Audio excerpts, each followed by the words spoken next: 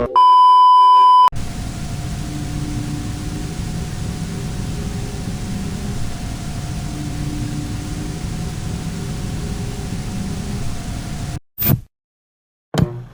happened whilst I was sailing in the bay. The last thing I saw was the wooden boom of my boat wheeling towards me, and then stars and galaxies rushed by, all adhering to some dizzying curvature before I finally woke in my apartment. I remember that I screamed, not only from the horror of being sent overboard on choppy waters, and not even from the horror of beholding a cosmic nightmare I didn't understand. No, I screamed because my apartment wasn't my apartment at all. I knew as much in my gut. When I looked down at my English Springer Spaniel, Bonnie, I felt much the same. She wasn't Bonnie at all.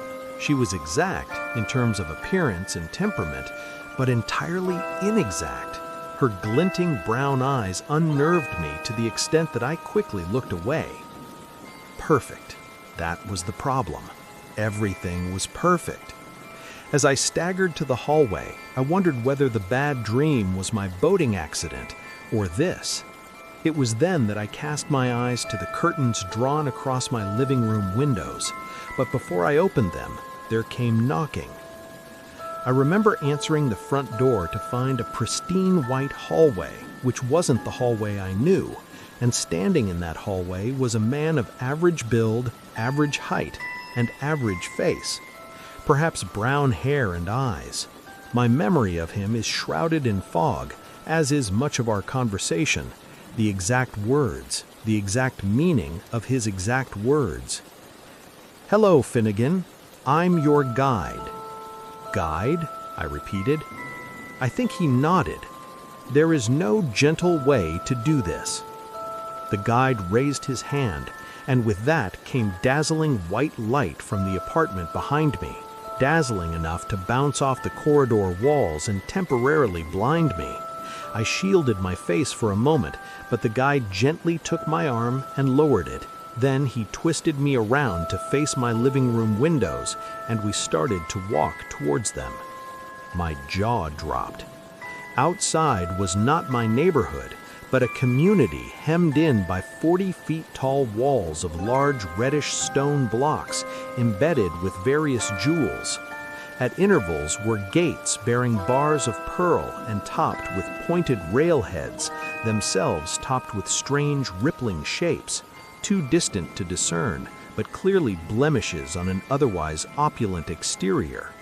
Blemishes to my eyes, at least. They disconcerted me, their movements. They sat or wriggled at odds with the splendor of this place.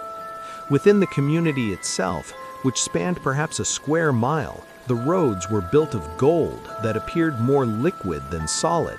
It shimmered beneath well, there ought to have been a sun, but light emanated from no clear source, and overhead hung white clouds more than blue sky, assuring me that there was nothing earthly about this place. Lining the roads were hundreds of four-storied buildings with brutalist white brickwork. Through the windows were ordinary homes and not-so-ordinary homes. My stomach lurched as I looked upon such oddities behind those glass panes, as luscious woodlands and black voids, and even things other than people. A tremendously tall and broad-shouldered humanoid, body laden with scales, stood and waved at me. He had the most horrible smile, a smile not egregious as such, but hollow. I let out a little grunt of fear and nearly lost my balance, but the guide caught me. "You are dead, Finnegan," he confirmed. I say confirmed because I had already known that, of course, but hearing it was quite something else. "What is this place?" I asked. "The place at which all souls eventually rest, no matter the world on which they are born, and no matter the religion," the guide said, nodding at the scaly creature which had terrified me. "Every soul is granted a personal paradise. You are standing within yours." Is this heaven?" I asked. "If you like. But I'm an atheist." "No matter the religion," he repeated. This is a place for the righteous, not the pious. Faith doesn't matter in the end. All religions speak fragments of the truth, gleaned from tales spun by those who glimpsed heaven before returning to the land of the living. You will join them in time, Finnegan. Your body persists in a between state back on Earth. And you're my guide here? That's right. I pointed beyond the stone walls and the pearly gates. Then tell me, what's that place? Beyond our gated paradise, the sky was filled with neither white clouds nor patches of blue. There was no light in that place, only dark. But it was no void. I sensed something within the black, and it made my stomach twist just to look upon it. There are many names a human might use for that place. Hell, perhaps. Hell? I repeated fearfully. The guide narrowed his eyes at me, and there was something horrid within them, something impossibly deep, and perhaps even darker than the land of hell beyond the pearly gates. I blinked my eyes in dread and jumped out of my skin to find us standing outside, standing on that liquid gold road that felt warm and soft beneath my feet. I looked up at the apartment block, searching for the reptilian creature I'd seen. I thought of its smile. I thought of Bonnie's eyes. Perfection. Well, perfection didn't sit properly. It was almost a relief when I screeched in horror, having seen something worthy of a frightened reaction, something that challenged this false utopia. I could clearly see those strange rippling shapes atop the gates, one skewered on each spiked railhead. Skeletal bodies, still alive, left to squirm as those gates pierced their bodies for all eternity. But this wasn't the only reason I screeched. From the black of hell, through the bars of the pearly gates, arms wormed with outstretched hands, grasping at our little slice of heaven, appearing to me like the undead from an old film. I suppose we were the undead. I saw glimpses of flesh and monstrous spider-like limbs, demons of the underworld. A woman's scream cut off my thoughts. It came from within heaven, a little way down the golden street. The guide and I turned to face a human lady barreling towards us. "You need to kill me! Kill me! Make this eternity end! Make—" The guide extended both his arms and brought the woman to a halt with palms against her eyes. Just like that, her screams became muted and unintelligible groans. She stood and writhed on the spot, metaphysical form glued still by the guide. "I see you found your way over the wall and into paradise, Helen, but there will be no sadness here, no anger, no boredom, only peace and order." The guide began to pull his hands away from Helen's face, and I screamed as translucent strands of white gunk peeled out of her sockets, a sight more grotesque than any mortal torture, for I knew the guide had removed something far more important than her physical innards. He had stolen a part of Helen herself. When the white gunk was severed fully from her metaphysical body, or soul, she was left a spiritually lobotomized husk, and I think blissful ignorance would have been a gift, but this was not that, because I remember Helen smiling at the guide with tears in her eyes. Part of her zombified and fragmented soul understood what had happened to her. "Happy," she whispered. "Yes," the guide said, "happy." "Helen!" screamed a man from the gates. "Oh, Helen! Oh, Helen, no! Let her die! Let us all die, you monster!" I tried to cling to ignorance, but it was no use. I thought of the smiling reptile and realized those weren't demons at the gates, standing alongside the humans. They were tortured souls from other worlds. And then I screamed as I saw the guide looking upon me, eyes no longer deep, but infinite, an infinite black, stretching towards me like his inescapable arms. There was no outrunning or overpowering him. As his fleshy palms met my eyes, I felt a spiritual agony beyond having one's physical eyes torn from their sockets. But I understood only a fragment of Helen's pain, for the guide stopped after a mere moment, plucked only the slightest of strands from my eyes, enough to strip my agency.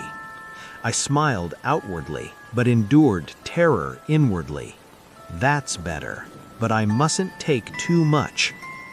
Losing but a sliver of my sanity left me cold and horrified as I pictured what Helen and the other husks of that gated community must be enduring, what so many souls in that gated community of heaven had already endured for years, centuries, or millennia. This wasn't paradise. It was an illusion. I saw it all when the guide touched my eyes. Knowledge was a gift from him, or perhaps a side effect of our momentary connection. The Creator made a mistake when creating the universe, creating life on his many worlds. He misunderstood that life is beautiful because it is finite, because it ends, because it is imperfect. There is heavenliness to be found amidst the suffering. Up in heaven, however, there was no strife, no end, and no substance beneath the cookie-cutter sheen. It was then, with a tightening chest, that I understood it wasn't hell beyond the gates. It was old heaven.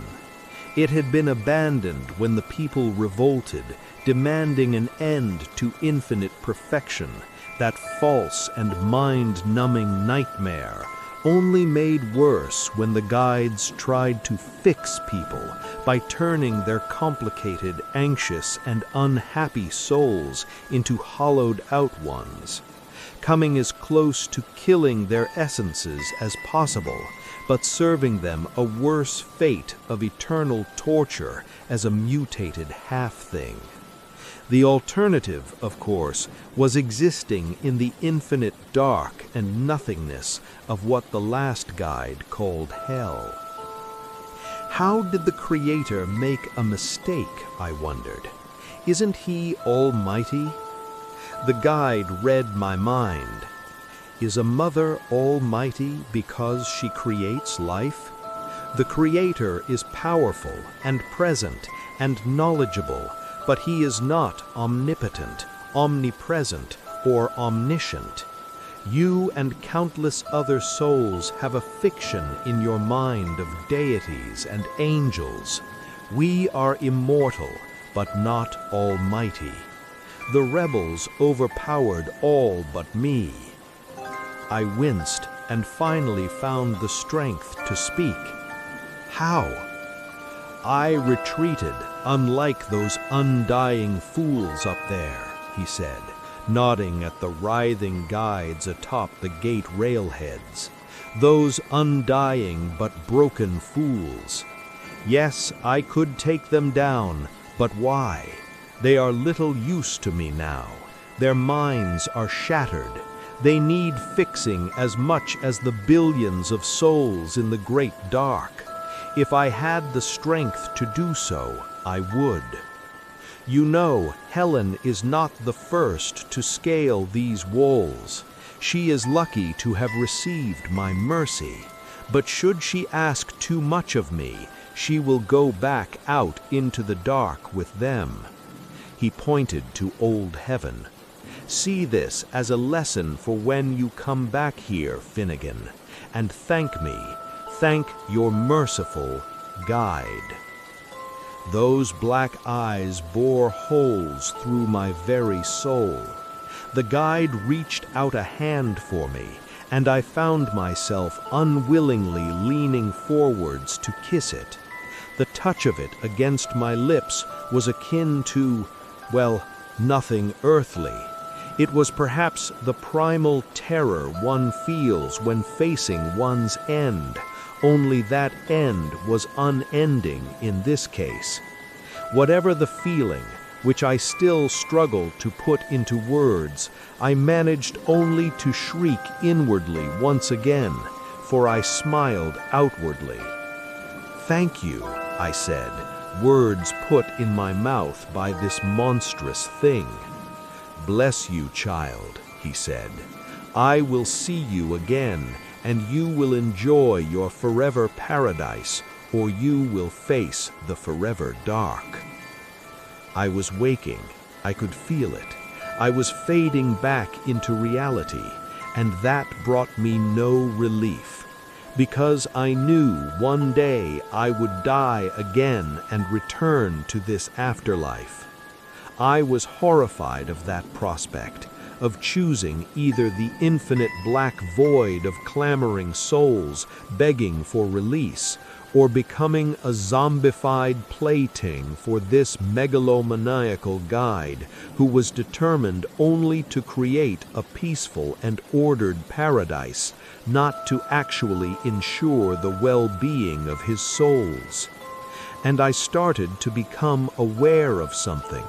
Perhaps I'd known it from the moment he knocked on my door, but as white enveloped me, I asked the one question to which I already knew the answer. "You're not really one of the guides, are you?" was the thought circling my mind. "Who are you?" He did not respond. I woke in a hospital bed surrounded by family, and the doctors told me I'd been in a coma for 3 months. The whole ordeal had felt like 3 minutes to me. I don't know what I saw, but I am now terrified of dying, terrified of that infinite darkness, whether I end up experiencing forever nothingness or forever insanity. Both are forms of torture. Heaven has become hell.